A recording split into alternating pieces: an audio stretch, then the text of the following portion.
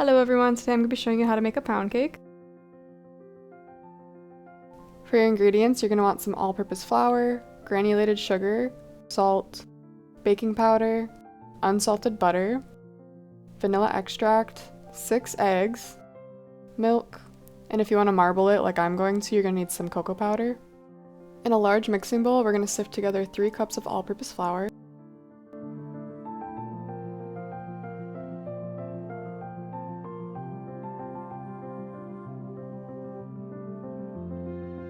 1 tablespoon of baking powder, and a half a teaspoon of salt.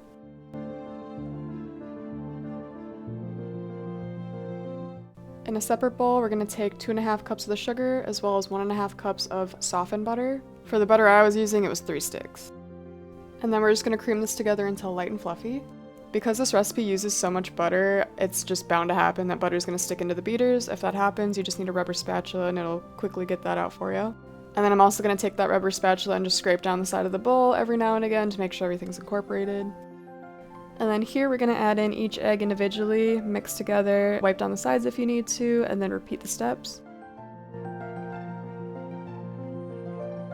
Like I said, this uses 6 eggs total, so if your eggs are going bad, this is a pretty good recipe to use.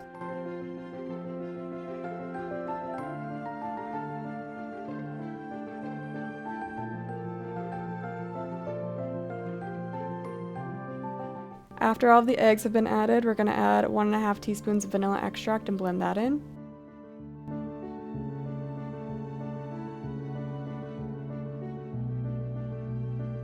After this, we're going to measure out 3/4 a cup of milk, and you're going to add a little bit of that to the butter mixture, blend it in, add a little bit of the flour mixture from earlier, blend that in, and then we're going to keep alternating.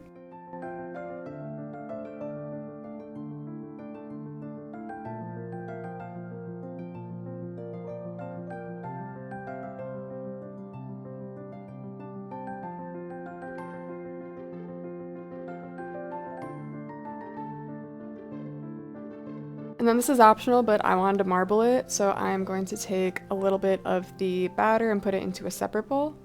Somebody said that they used 4 tablespoons of cocoa powder to marble this, and that's equivalent to 1/4 of a cup, so that's what I'm using here.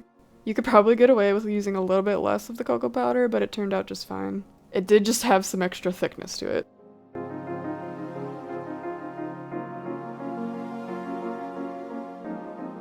Here we're going to prepare the bundt pan, so I'm going to take a little bit of butter spray and some flour and just coat the inside here. And I would use the flour sparingly, as just to help you coax it out of the pan once it comes out.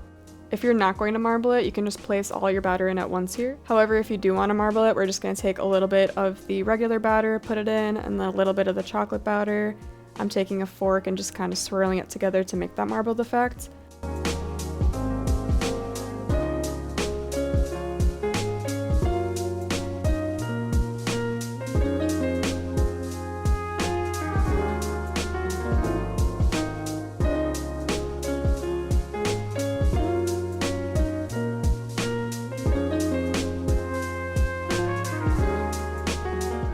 And then we're going to place this in the cold oven. We do not want it preheated.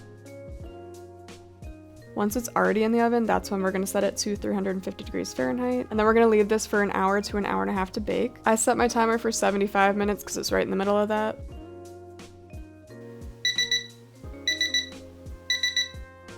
Before taking the cake out of the oven, we're going to test how done it is. So we're going to take a toothpick, place it in the middle, and if it comes out completely clean, it's done. If not, it needs a few more minutes.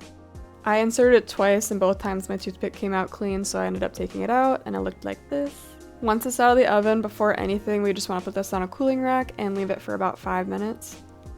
After cooling for 5 minutes, you can try to take it out of the pan. I'm using a silicone pan, so mine was a little easier to take out. You can see in the back there though, there's a piece that fell off and I kind of just placed it back on. If you're using a regular pan, you might need to use a knife to get it out, but that's why we use the flour and the butter. And speaking of the flour and the butter, that's what you see on the top of here that kind of looks discolored. If you wanted to cover that up, you could always add like frosting or like a chocolate ganache. I personally just left it how it was this time around making it. And then you can see here when I cut into it what it looks like on the inside after I did the marbled effect.